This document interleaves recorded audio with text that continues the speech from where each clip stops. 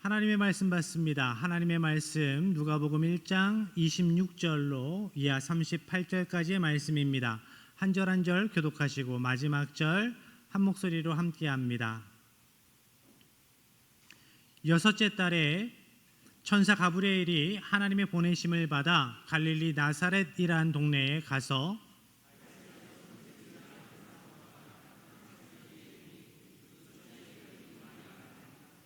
그에게 들어가 이르되 은혜를 받은 자여 평안할지어다 주께서 너와 함께 하시도다 하니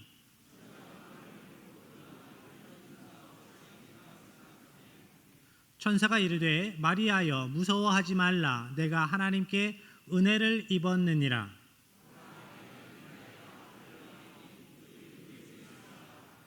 그가 큰 자가 되고 지극히 높으신 이의 아들이라 일컬어질 것이요 주 하나님께서 그 조상 다윗의 왕위를 그에게 주시리니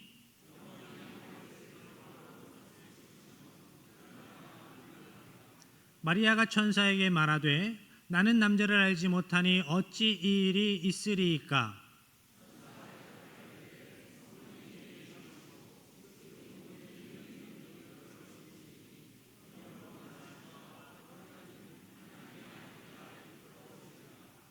보라 내 친족 엘리사벳도 늙어서 아들을 배었느니라. 본래 임신하지 못한다고 알려진 이가 이미 6달이 되었나니 함께합니다. 마리아가 이르되 주의 여종이오니 말씀대로 내게 이루어지이다 하매 천사가 떠나가니라. 아멘. 여름입니다. 진짜 여름 같은 여름입니다. 여건의 강건함으로 살아가시기를 축복합니다. 맛있는 거 잘 드실 때 그 사이에 더위까지 같이 드시지 말고 건강하시기 바랍니다. 오늘 본문의 말씀은 우리가 1년 절기 가운데에 성탄절기에 우리가 말씀을 잘 나누는 본문입니다. 마리아의 수태고지에 대한 본문입니다.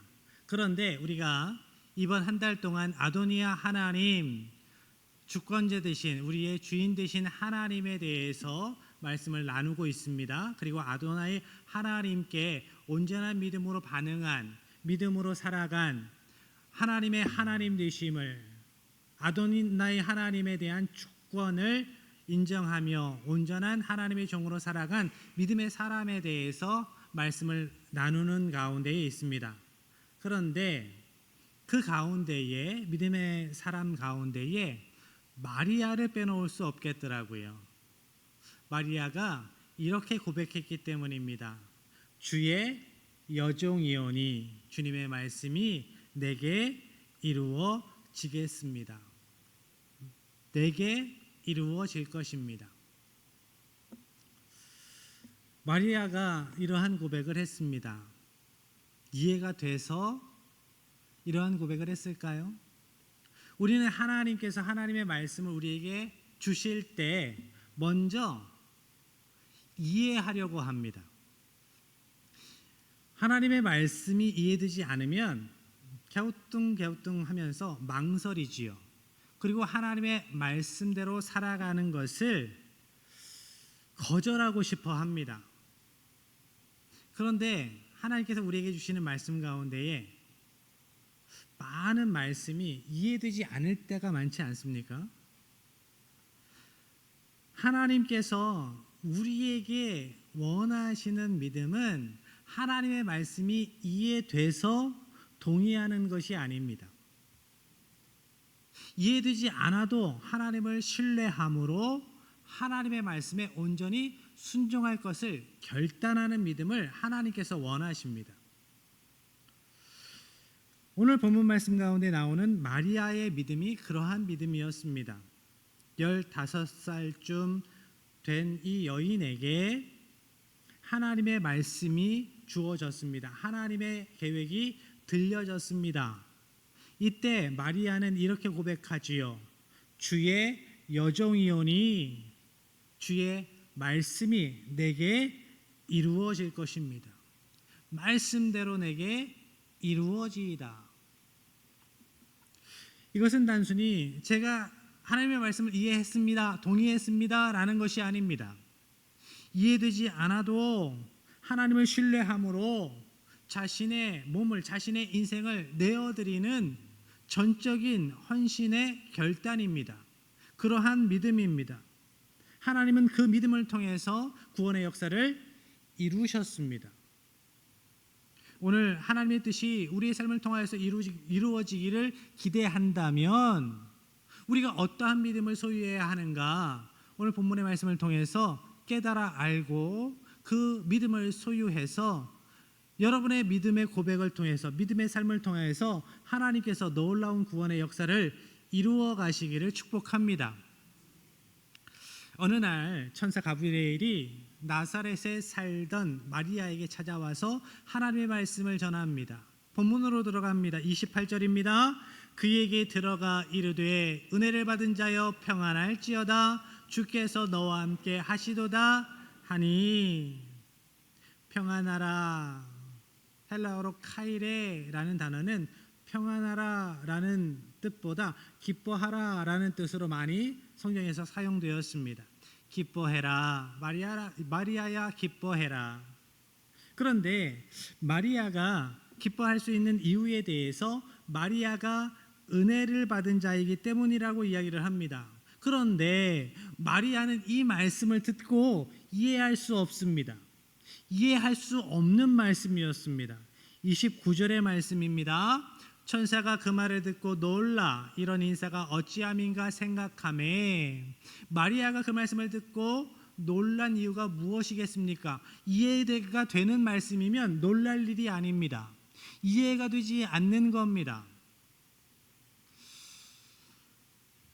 여기에서 생각하였다라는 동사를 원어적으로 살펴보면 여러 가지 이유를 생각했다, 여러 가지 생각으로 마음이 복잡했다라는 뜻이 있습니다. 마리아는 왜 여러 가지 생각으로 마음이 복잡했을까?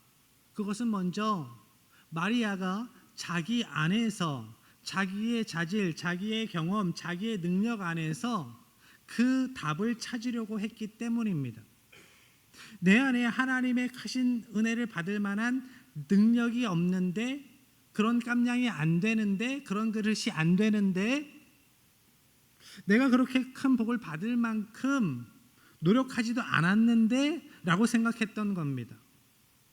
그리고 마리아는 오늘 자신이 가진 것, 자신이 처한 상황에 집중했기 때문에, 거기에서 답을 찾으려 했기 때문에 마음이 복잡했습니다.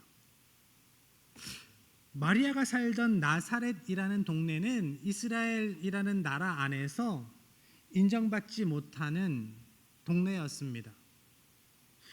심지어 나다나엘이 이렇게 이야기를 했어요. 나사렛에서 무슨 선한 것이 날 수 있겠느냐. 이것이 보편적인 그 당시 이스라엘 백성들이 나사렛이라는 동네에서 살아가는 사람들을 바라보는 시선이었단 말이죠. 야, 거기에 무슨 똑똑한 사람이 있어? 힘 있는 사람이 있어? 가진 사람이 있어? 거기에서 무슨 선한 일이 일어날 수 있겠어?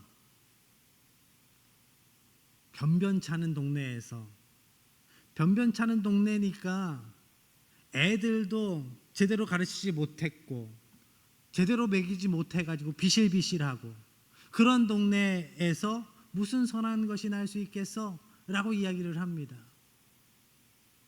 마리아는 그 생각을 하는 거예요.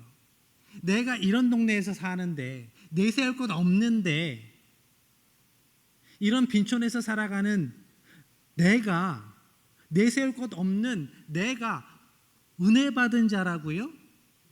하나님의 은혜 받은 자라고요? 이렇게 생각하는 겁니다. 그러니까 이해가 되지 않죠. 그런데 여러분, 은혜가 무엇입니까? 받을만 해서 받는 것이 은혜가 아닙니다. 도무지 받을 만한 거리가 전혀 없는데, 감량이 안 되는데 하나님께서 조건 없이 주시는 것, 그것이 은혜지요. 천사가 은혜를 받은 자여라고 말할 때 은혜를 받은이라는 이 부분을 살펴보면 은혜로 채워진, 하나님의 기쁨으로 채워진 자, 이런 뜻이 있어요. 그런데 이 부분이 수동태 완료 분사로 되어 있습니다. 무슨 뜻일까요? 하나님께 이미 은혜를 받았다. 하나님께서 은혜 주셔서 마리아는 지금 은혜로 충만한 상태다. 그런 존재다라는 거예요. 여러분, 어떤 분들이 이렇게 이야기를 해요. 하나님은 왜 저에게 은혜 안 주세요? 왜 다른 사람들한테는 다 은혜 주시면서 저한테는 왜 은혜 안 주세요? 라고 이야기를 합니다. 그게 올바른 기도일까요? 가장 큰 은혜가 뭔데요? 영생입니다. 영생. 우리가 예수님을 그리스도로 믿어 하나님의 자녀 되었어요. 영생을 살아갑니다. 오늘도 영생에 잇대어진 오늘이에요. 가장 큰 은혜를 받은 사람이 하나님께 이야기를 하는 거예요. 나한테만 안 주세요? 왜? 나한테만 은혜를 왜 안 주세요? 왜 나한테만 은혜를 안 주세요? 그렇지만 마리아와 같은 우리에게, 내세울 것 없다 이야기하는 우리에게 하나님 말씀하세요. 너희들은 이미 은혜로 가득 채워진 자다. 은혜 받은 자다. 너희의 상태가, 너희의 존재 자체가 그래 은혜로 채워진 자다. 가브리엘 천사는 여러 가지 생각으로 불안해하는 마리아를 안심시키면서 이렇게 이야기를 해요. 30절입니다. 천사가 이르되 마리아여 무서워하지 말라. 내가 하나님께 은혜를 입었느니라. 무서워하지 말아라. 너는 이미 하나님께 은혜를 입었다. 이미 하나님께서 은혜로 너의 심령을 너의 심령 가운데에 가득 채워 주셨다. 그런데 여기까지는 좋은데 그 이후에 마리아가 더 당황할 만한, 더 이해할 수 없는, 더 무서워할 만한 이야기를 전합니다. 31절의 말씀입니다. 보라, 내가 잉태하여 아들을 낳으리니 그 이름을 예수라 하라. 보라, 내가 잉태하여 아들을 낳을 것이다. 마리아는 처녀인데 혼사를 앞두고 있는 중요한 시점에서 너가 아들을 낳을 거야. 그런데 그 아들은 오래전부터 하나님께서 약속하신, 이 땅에 보내주시마 약속하신 메시아다라고 말씀합니다. 천사가 전해준 하나님의 계획은 단순히 놀라운 소식이 아니었어요. 마리아가 죽음을 각오해야 하는 말씀이었습니다. 사회적인 죽음, 실질적인 죽음을 각오해야 하는 말씀이에요. 당시 유대 여성은 13살에서 15살 사이에 약혼을 했습니다. 여러분의 자녀들을 생각해 보세요. 13살에서 15살 사이에 약혼을 하고 1년이나 2년 지나서 결혼식을 했습니다. 이렇게 생각해 보니까 우리 딸들도 적은 나이가 아니네. 그런데 그러한 어린 마리아에게 하나님의 이러한 말씀이 주어졌다라는 거예요. 어땠을까? 얼마나 불안했을까? 얼마나 놀랬을까? 마리아는 이미 요셉과 정혼한 상태였습니다. 이제 결혼을 앞두고 있어요. 그런데 정혼한 여인이 혼인 전에 아들을 낳을 것이다 라는 말씀을 들어요. 그 당시 유대 문화에서 정혼한 사람이 결혼 전에 임신을 했다. 그것은 사람들에게 돌에 맞아 죽을 수 있는 일이었습니다. 그것이 그 당시의 문화였고 그 당시 이스라엘 백성들의 민족의 문화였어요. 법이었어요. 그렇지만 하나님은 마리아에게 분명하게 말씀하세요. 너의 태를 사용하겠다. 너의 태를 사용하겠다. 성령에서 태는 단순한 생식기관이 아닙니다.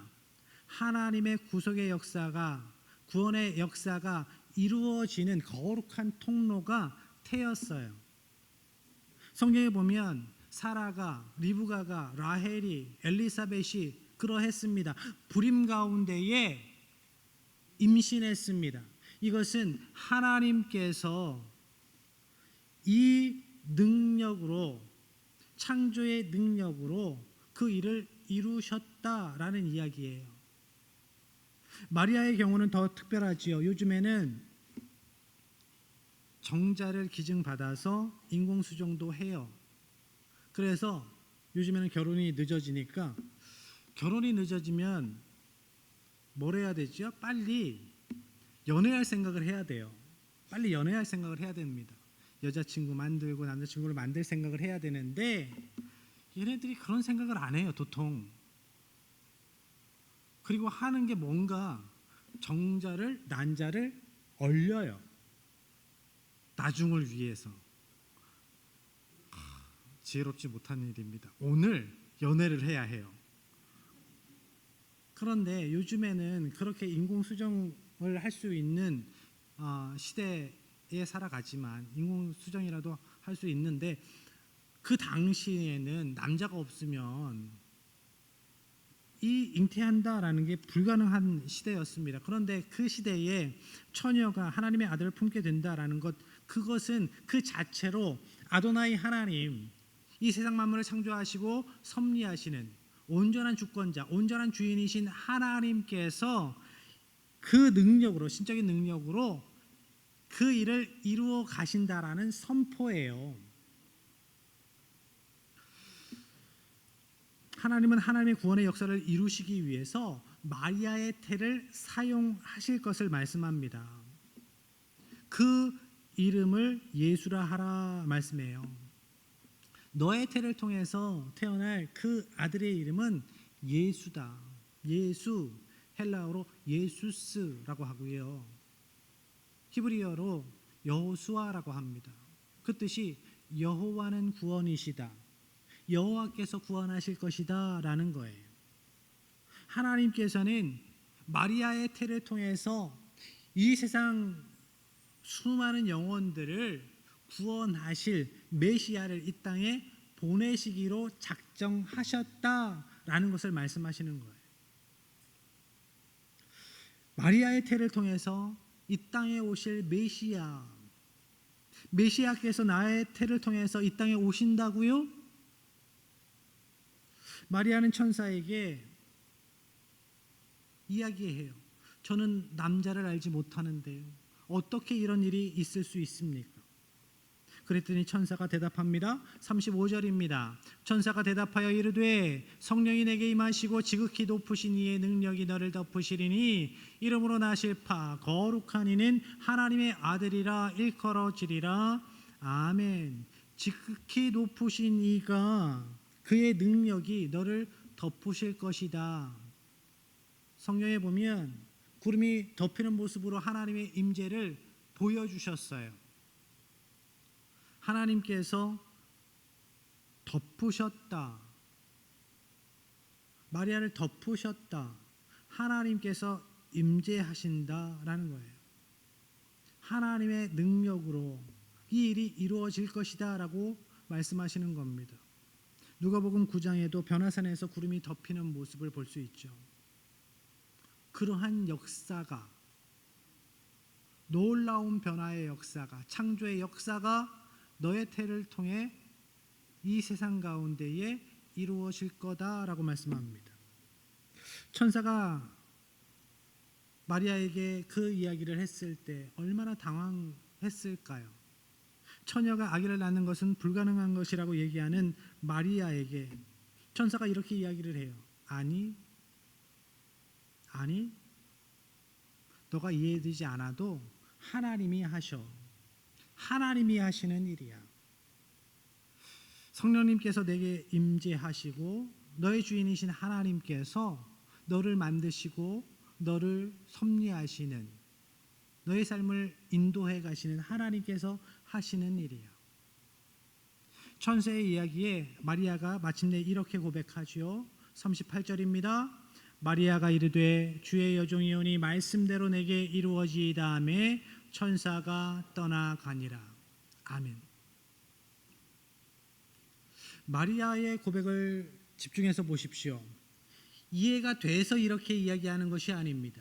이 믿음의 고백은 이해되지 않은 상태에서 하나님을 하나님으로, 아도나이 하나님으로, 나의 주인으로 고백하고 신뢰하기에 이야기하는 거예요. 고백하는 거예요. 주의 여종이오니 말씀대로 내게 이루어질 것입니다. 여기에서 여종, 둘레라는 단어는 완전한 복종의 자리에 선자라는 의미를 가지고 있어요. 제가 할 일은 이해하는 것이 아니라, 나의 주장을 하는 것이 아니라 복종임을 알았습니다. 알고 있습니다. 제가 아멘 하겠습니다. 조건 없는 아멘으로 하나님 앞에 무릎 꿇겠습니다. 이것이 마리아의 믿음의 고백이었던 겁니다. 마리아는 더 이상 자신의 삶을 자기 뜻대로 주장하려고 하지 않습니다. 자기의 미래의 계획까지도 내려놓습니다. 하나님의 뜻, 하나님의 은혜 가운데 살아갈 것을 결단합니다. 기꺼이 자신의 태를 하나님께 내어드리고 하나님의 계획하심 가운데에 나의 인생이, 내가 온전히 들어갈 것을 결단합니다. 아멘. 저는 하나님의 여종입니다. 그러니 하나님의 뜻대로 저의 인생을 사용하셔야지요. 그것이 맞습니다. 그렇습니다. 아멘입니다. 하나님의 말씀대로, 하나님의 말씀이 제 몸을 통해 제 몸에 성취될 것을 믿습니다. 이 고백은 하나님의 백성된 우리 모두가 하나님께 올려드려야 하는 믿음의 고백입니다. 오늘 우리도 태를 내어드리는 순종의 사람이 되어야 합니다. 우리는 어떻게 해야 이렇게 마리아처럼 이해되지 않아도 하나님의 말씀에 순종할 수 있는 믿음을 하나님께 드릴 수 있을까? 나의 상황, 나의 연약함이 아니라 하나님께 붙들려 있어야, 하나님의 말씀을 붙들어야 이해를 넘어선 순종자로 살아갈 수 있습니다. 32절 33절의 말씀입니다. 그가 큰 자가 되고 지극히 높으신 이의 아들이라 일컬어질 것이요 주 하나님께서 그 조상 다윗의 왕위를 그에게 주시리니 영원히 야곱의 집을 왕으로 다스리실 것이며 그 나라가 무궁하리라. 아멘. 하나님은 이미 아브라함에게 말씀하셨어요. 내 씨로 말미암아 세상 모든 족속이 복을 받게 될 것이다. 다윗에게 말씀하셨습니다. 너의 자손의 왕위를, 내 후손의 왕위를 영원히 견고하게 할 것이다. 이 말씀의 성취로 예수님께서 이 땅에 왕으로 오셨습니다. 그리고 십자가 지시고 사망 권세 이기시고 부활하셨어요. 그래서 이 말씀을 온전히 이루셨습니다. 그 구원의 역사의 통로로 마리아가 사용되었습니다. 그 태가 사용되었습니다. 마리아는 천사를 통해서 하나님의 계획을, 구원 계획을 들었을 때 그 약속의 말씀을 알고 있었습니다. 그 약속의 말씀의 의미를 알고 있었어요. 그 약속의 말씀이 나를 통해, 나의 태를 통해 이루어질 것이다 라고 말씀하신다라는 것을 알았습니다. 그렇기 때문에 그 약속의 말씀을 붙들고 믿음으로 살아갔던 믿음의 여인이었기 때문에 그 말씀이 주어졌을 때 이해되지 않아도 아멘할 수가 있었습니다. 우리도 이해되지 않는 하나님의 말씀에 순종하기 위해서는 우리의 심령 가운데 말씀이 쌓여 있어야 해요. 우리가 붙들고 있는 말씀이 있어야 합니다.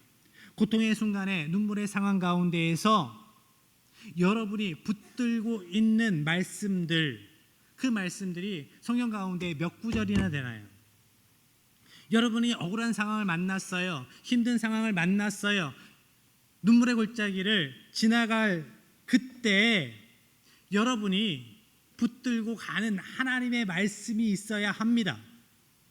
딱 기억나는 말씀, 어떤 말씀이 있나요? 여러분의 심령이 힘들어서 다른 것 아무것도 할 수 없을 것 같은 그런 상황 가운데, 절망의 상황 가운데 여러분의 입술에서 나올 수 있는 찬양, 하나님께서 여러분의 심령에 위로 주시고 힘 주시는 그 찬양이 몇 곡이나 있을까요? 여러분의 심령에 하나님의 말씀이, 하나님의 말씀으로 아름다운 곡조로 만들어진 찬양이 채워져 있어야 해요. 그 말씀 붙들고 가는 거예요. 그 말씀 붙들고 가는 거예요. 그래야 마리아처럼 이해되지 않아도 순종할 수 있어요. 믿음으로 이겨낼 수 있습니다. 마리아는 천사를 통해서 하나님의 구원의 계획을 듣고 그 말씀을 붙들고 살아갔던 그 믿음을 통해 굳건히 하나님께 고백합니다. 하나님의 말씀대로 저의 삶이 진행될 것을 믿습니다. 그 말씀이 저의 태를 통하여서 이 땅에 성취될 것을 믿습니다. 하나님은 태초로부터 인류의 구원에 대한 계획을 세우셨습니다. 그리고 마리아는 그 구원의 역사 가운데에 쓰임 받은 겁니다. 마리아의 순종은 온 인류의 구원을 위한 하나님의 섭리 가운데에 있었어요. 그 순종이 그렇게 쓰임받는 순종이었습니다. 우리의 순종도 마찬가지입니다.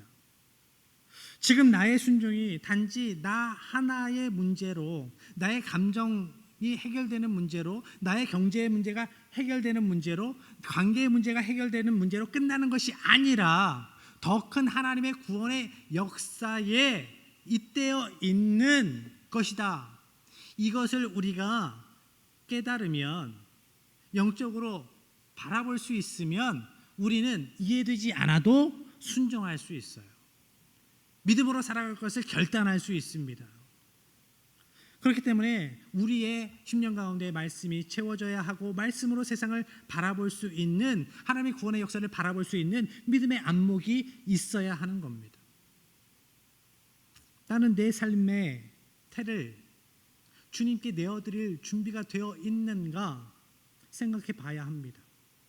하나님께서 여러분에게 요구하실 태는 여러분의 장래 계획일 수 있어요.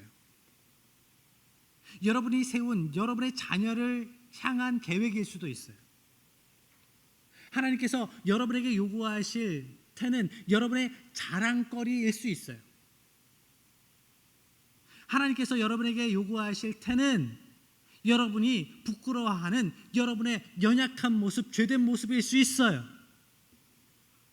그런데 그런 것들을 하나님께서 내어 달라고 요구하실 때 아멘 하실 수 있겠습니까? 아멘 할 수 있는 믿음이 준비된, 말씀으로 무장된 하나님의 백성들 되시기를 축복합니다.